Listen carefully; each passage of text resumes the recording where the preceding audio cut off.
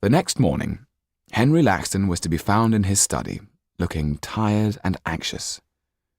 He'd been out half the night searching for Jan, and now washed and shaved, he was staring out of the window and drinking his black coffee. Vane, the valet, who had also been out looking, brought in a bundle tied up with string. "Any news?" "I have just retrieved this, sir," he said, unrolling Jan's coat. "Dear God. Don't tell me you found that lying in the gutter." "No, sir, in a pawn shop. It appears that young Master Margosa managed to get a fair sum for it this morning." Henry Laxton laughed out loud with relief. Then at least the boy hasn't been robbed or knifed or worse. Do you know where he is?" "This, sir, is the address he gave the pawnbroker. Maiden Lane." Henry Laxton arrived at the house to find Mr. Trippin sitting on an upturned crate. A fire was blazing away, and the room had a pleasing aroma of hot buttered toast. Mr. Trippin was flabbergasted to see such a fine gentleman standing in the doorway, and regretted much that he hadn't, as planned, got dressed, but was still to be found in his battered housecoat and cap. "You find me at a disadvantage, sir," he said, bowing. Mr. Laxton handed him his card, and Mr. Trippin read it with interest. The word banker danced before him. "I believe that you have a young man staying with you who goes by the name of Jan Margosa." "I have that privilege, sir." "I take it, then, he is not here?"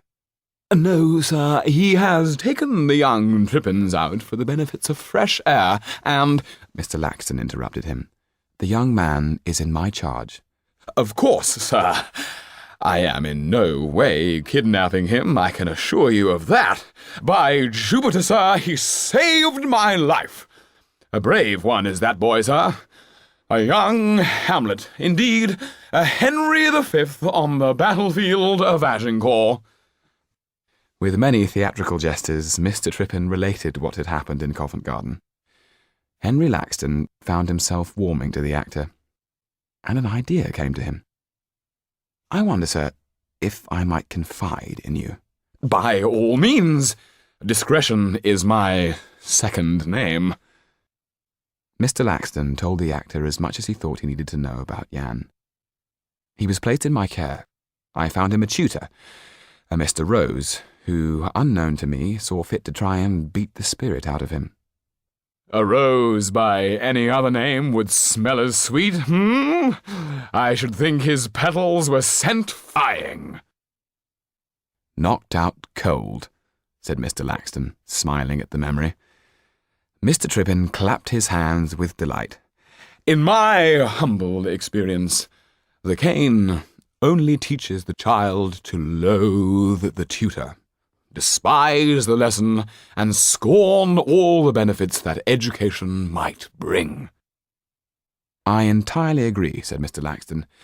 "Tell me, how would you go about teaching such a boy as Jan?"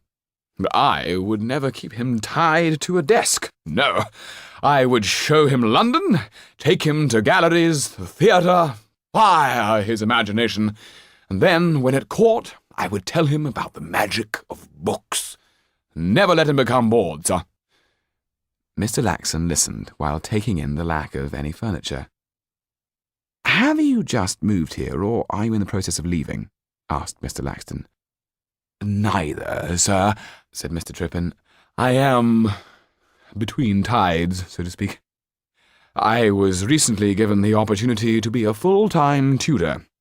I turned it down, believing the stage to be my one and only true calling. A foolish moment. Now, alas, death's dagger hangs over me." "I have a proposition to put to you," said Mr. Laxton. "Sir," said Mr. Trippin, sitting bolt upright, "I am all ears."